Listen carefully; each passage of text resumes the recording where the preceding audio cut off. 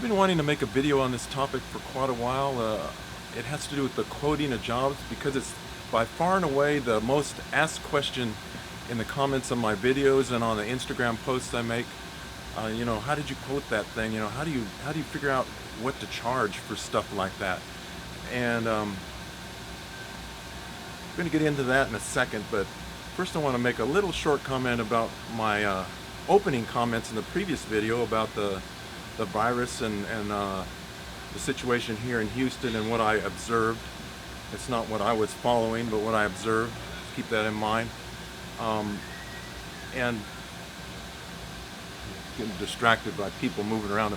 And I stand by those comments still. And if anything, the last couple of weeks has reinforced those comments for me. But be that as it may, I appreciate all the good comments on that video about that subject, and everybody's opinion and belief is good here on this channel. I don't delete comments that I don't like. I try not to argue with people too much. I don't think I do that. And everybody's entitled to their opinion, and I encourage you to give your opinion in the comments. It doesn't have to agree with mine. You can say I'm a complete idiot if you want. I don't care. It doesn't hurt my feelings, because everybody's entitled to what they believe in. So that being said, now on the subject of quoting jobs, I didn't make any like write down anything to say here. I'm just going to kind of go off the top of my head with this subject. There's basically well, let's go into this first. When you're dealing with quoting and being in business in general, you have to be comfortable with taking a certain amount of risk in what you do. And this has to do with quoting, because when you throw out a price, you have to live with it, and you got to risk, either a success or failure with your price. So if you're not comfortable with the risk, I would recommend that you probably don't get in business for yourself, because it's going to be an issue that you're going to have to deal with a lot. And so the risk factor comes in, and I guess it's going to be clear when I explain at least the way I understand quoting and what I generally do or don't do. Actually, is more accurate to say. There are basically three ways to quote work that I can think of, maybe more, but these are my three ways that I think about. You can outright guess at the price. Now, with experience, this is not necessarily that bad of a way to go, and I would say that I have used it a number of times and been successful with it. So don't reject an outright guess necessarily right offhand. So that's one way. You can do very elaborate calculations and figure things out, and that's a good way to go, and it's probably the least risky way to go, but it's not necessarily, or let me put it another way, it won't necessarily get you the job. In that method, of course, you have to figure out, what your shop rate, what your overhead, what the labor is going to cost, what the material, how long it's going to take. That's kind of based on your shop rate, on how much you're going to charge per hour if you go by those methods. And that's probably the safest and the most widely used way of quoting jobs, I guess you might say. And then the third way in my mind is that you already know the price before you start. This would have to do with your relationship with your customer, and they want to give you the job, but they have to go out for quotes from other sources, and they basically tell you got to come in at this price to get the job. I've done that before too. So those are the three major ways to quote a job that I can think of right off the top of my head. And people ask me a lot, because I do very complex machining jobs, and they take long periods of time, and it's not as simple as a cycle time of 10 or 15 minutes or whatever, and those are very easy to just calculate the calculated method of doing it. And that's the way I would probably quote a job like that, like a very quick little job. But a bigger job like I do, um, it's not really very easy or even possible probably to you just can't figure out every variable that goes into it, and how the setup, the tooling, the all the things you're going to need, and what it's going to take to do all that. I mean, it's just too complicated to do it. So you have to pretty much guess, and be willing to take the chance that you guessed right. And with experience, this becomes more reliable, is the way I put it. You can look at a job and instantly know, I want to get, like $500 for each one of those parts, or I want to get 1,200, or I can do that part for $100, and you can get pretty good at that. I've done that quite a bit and been successful at it. I'm not recommending that, by the way. I would say don't do that until you've done enough of those type of jobs to where you can do that and say, I feel safe with this price.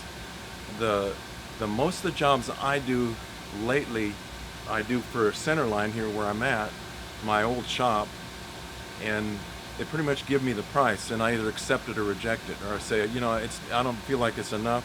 You're gonna have to go back and work on that a little bit, or or I immediately agree to it because I can see, yeah, I can do it. And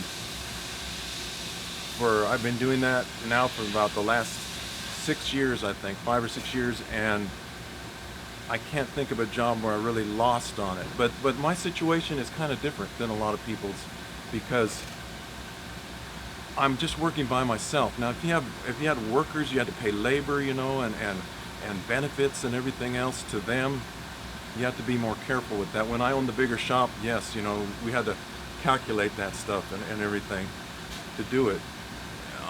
In this talk, I'm not going to get into specific numbers and everything, because everybody's numbers are different. I can't say, you need to get, $80 an hour for your labor, or $150 or $200. I can't tell you that, because you have to figure that out yourself. You have to take and add up all your expenses and everything, and what your labor and what the profit you might want to make, and the material cost and everything. And it's just like balancing your budget at your house, I guess you might say. It's not really any different than that. That's why it's very difficult to get specific ways to do this. It's the only way I can put it. But going back to what I was saying, I just Centerline generally, like I said, gives me a price, and I say yeah or no, and I take the chance that that's going to work out for me. And like I said, I can't think of a job off the top of my head where I really lost money, because I'm working by myself. I'm only paying myself. Well, it depends on where I want to consider how many hours I want to work on something. See, I don't worry about that too much. I work on it till I get the job done. And if I spend, well, let's just say if I spend 100 hours on a job and I get paid for it, or I spend 150 hours on a job and I get paid for it, I still really didn't lose money, although I might have made less per hour, but I still came out all right, as long as I covered my rent, because this is all I have to pay. In my rent, that includes utilities and everything else here at Centerline. I just pay them a one lump sum rent, and that's it. And then our living expenses at home, if I cover those, and I do have this thing in Mexico I'm working on that I try to send money every month to them, but if I cover all of that, then I've done all right for myself, and I don't worry about it. If I do better than that, I make money, and I put it aside for later, when I need it.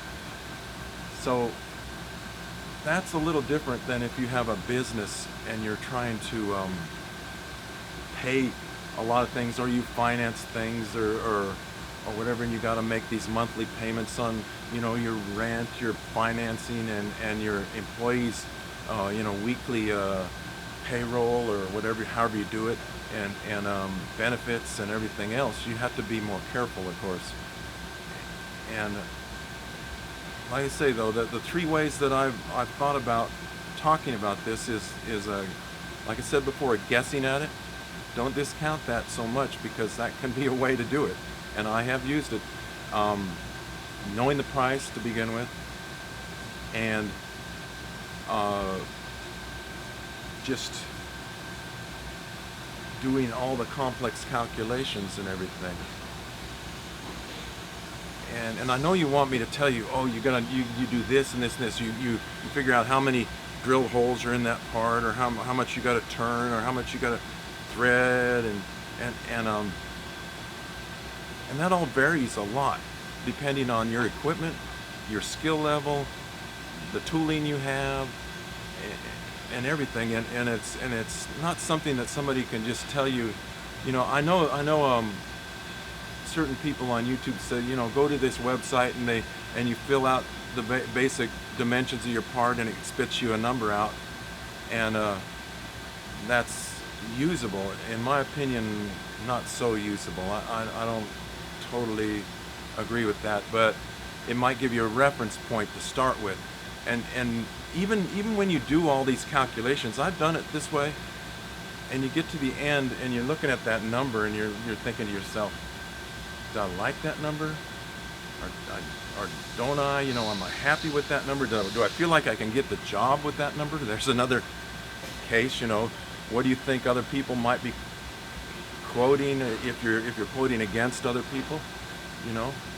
And what you're going to do in the end is you're going to look at that number, and you say, I'm going to add or subtract off the number. And so you're in essence turning your quote into a guess at that point, because you kind of got an idea. Okay, I know I'd be safe with this number that I've calculated, but I don't know that I could get the job if you really want to get the job. Now, don't be too desperate to get a job. That's the only way I can put that too, because that doesn't necessarily, don't give away. If the customer, generally speaking, whenever I quoted a job, I came up with a price, and the customer said, well, that's too much, or you're too high, or whatever. I've rarely had a customer, but I have had it happen where they told me I was too low. And generally they'll reject that quote if you're way too low, because they look at it compared to other people. If you're quoting against your other shops, because they're saying, this guy obviously doesn't know what he's talking about, because we've got 3 other shops here that are pretty much in the ballpark area, and he's like way lower than them. And they'll reject that usually, because they figure you really can't do it, or you don't know what you're talking about, unless they've dealt with you a lot in the past, and they respect what you're doing. Then they say, well, this guy obviously has been good in the past, and he says this, so these other people must be way high for some reason. That I've had happen as well. So, but you're going to get to the end of all that calculation, and you're going to say to yourself, I don't think that's going to be good enough. I got to get more. And you're going to add on to the number, or you're going to say, that seems ridiculously high. I don't see how anybody would buy that part for that price. And you're going to subtract off the number. I've done that many, many times. Either way, and so that's what you're going to do, and you're going to just be guessing at it in the end. Unfortunately, that's about the only way I can say that. I know all this doesn't really probably help anybody, because I can't help you with this issue. Really, you've got to do it, experiment, take the chance, do the job, see if you made and lost, and with a number of jobs in a row, you're going to say, okay, I think I've got a better handle on this quoting issue, and I can be more confident in my prices on it. The only last thing I could say about this quoting issue is, whatever you agree to, I just feel banging and stuff, whatever you agree to do the job for that price. Don't come back and ask for more. And even if you lost money, you need to complete the job, because that was your agreement with the customer for that price. So that's my little spiel on quoting. I don't know, that probably isn't of much help, but like I say, I don't myself don't really quote jobs that much anymore. I just am given a price, I go with it or I don't go with it. You know, I've turned down a few jobs here, or I've told them, you want me to stop on what I'm doing here to do that for less money? It's not worth it to me. And generally they'll do it in their own shop or give it to somebody else. And it doesn't really worry me too much. I've always had work to do. In fact, like I'd say, right now, during this economy shutdown, have been a couple of the best months that I've done in a long time. But I guess I'm blessed that way. I've always had work when things were slow, so that's the way it's worked for me. So I don't know. Put in the comments if you have questions on this, and maybe I can answer them. Maybe I can shed a little more light on it in this kind of thing.